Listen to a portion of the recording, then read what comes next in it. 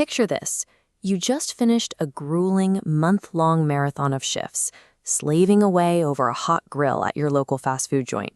You're trading the hours of your life for a single paycheck. You finally get the email saying you've been paid $2,000. But when you check your bank account, there is only $1,456 actually sitting there. You scroll down the pay stub to find the culprits: federal income tax, state tax, Medicare. This is the modern ritual of handing over a chunk of your earnings to invisible forces. In return, taxes act as the cost of civilization. Your missing money builds the roads you drive on, funds local schools, and ensures the health department keeps rats out of your favorite taco truck. Different taxes target different things. Income tax hits the money you make, and sales tax hits what you spend. But nearly everyone also pays into Social Security. This is essentially a mechanism where the government actually forces you to set aside a portion of your wages now, with the promise of paying it back to you during retirement. You quickly realize that the baseline financial experience is participating in a system with strict rules. No matter how hard you work, a significant percentage of your labor is automatically claimed by institutions before you ever see a dime. The strange thing about that money you do get to keep is that it isn't actually real. It is a social construct. If you compare a crisp dollar bill to a stick you found on the ground, neither has intrinsic physical worth. The only reason the paper can buy you a coffee and the stick cannot is because society collectively agrees to trust the paper. Imagine you pick up an ordinary rock. Now imagine that rock is shiny and yellow. That's gold. It is not practically more useful than the gray rock, but humans assign a high premium to it because it is rare and visually appealing. Understanding this perception of value is how people acquire massive wealth. Steve Jobs built a device millions of people perceived as highly valuable to their daily lives, and in exchange, they willingly handed him billions of dollars. But because currency relies entirely on belief, it carries a hidden flaw. While you sleep, the purchasing power of your cash is slowly eroding through inflation. This chart tracks a $5 bill against average consumer prices over time. Notice how the $5 bill stays flat, but the cost of living line continuously climbs. That same piece of paper eventually buys fewer instant noodles, less gas, and a smaller fraction of your rent. If you leave your savings under a mattress, you are playing a losing hand. The system naturally siphons away your ability to buy things as prices climb around you. So you take your money to a bank.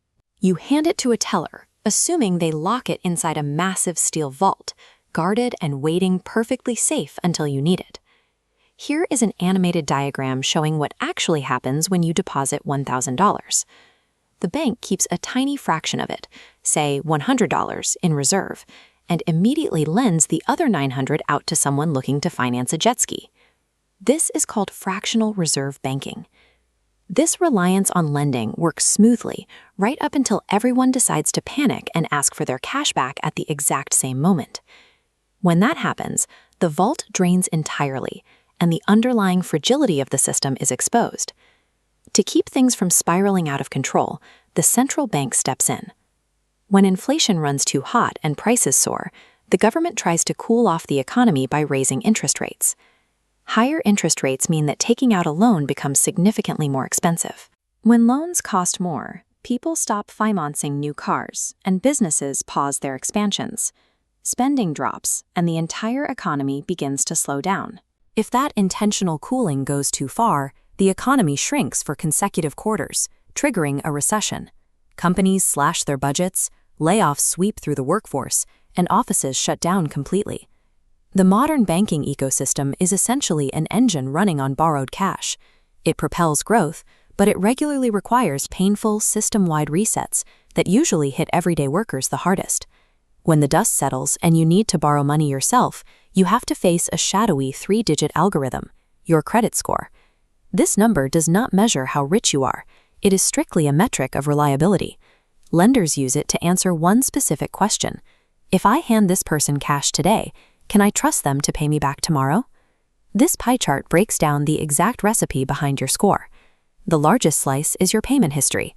It also calculates your credit utilization, how much you owe compared to your limit, and the average age of your open accounts. Because payment history carries so much weight, if you miss a single required payment and cross into the late period, your score crashes instantly, making future borrowing incredibly expensive. You might think avoiding debt altogether is the safest route, but without any history of borrowing and repaying, lenders have zero data to judge you on, leaving you with a terrible score despite having a spotless bank account. The scoring model often feels like a rigged test, but once you understand the exact variables they are grading you on, you can start making those variables work to your advantage. Using that credit score to access capital brings you face-to-face with interest. In simple terms, interest is the price tag for using someone else's cash. It is rent paid when you borrow and rent collected when you save. Simple interest is a flat, predictable fee. Compound interest is much more aggressive. It means every dollar of interest you earn begins generating its own additional interest, effectively cloning your money over and over. When compound interest works against you, it is devastating. Miss a payment on a credit card charging 20% interest, and soon a $12 burrito balloons into a $50 financial regret that consumes your budget. But if you flip the script and begin investing, that exact same compounding force becomes your best employee. Your money stops sitting idle and starts aggressively duplicating itself in the background. You put this money to work through specific vehicles. You buy stocks to own tiny, growing slices of companies, you hold bonds to loan money out for a fee, and you acquire real estate hoping someone else pays to live in it. Your financial health ultimately comes down to a single choice, deciding whether you want to spend your life paying compound interest or collecting it. To collect it successfully, you need the single most valuable asset in the world: time. It's a far greater force in wealth building than a lucky break or a massive salary. Wealth is not generated in days. It requires decades of patient, consistent market exposure, giving initial investments room to multiply. Notice how the trajectory of compounding returns remains painfully flat for years, but with enough patience, it suddenly rockets upward. This slow burn is how ordinary people with modest paychecks retire with 7 figures. Financial markets will always go up and down, but the real danger is not the temporary loss of a market dip. The true threat is never investing at all, allowing inflation to quietly steal your future. The default setting of this economy is a slow erosion of your labor and your savings. Winning the game requires shifting your perspective, moving away from trading your hours for dollars and toward making your dollars buy back your time.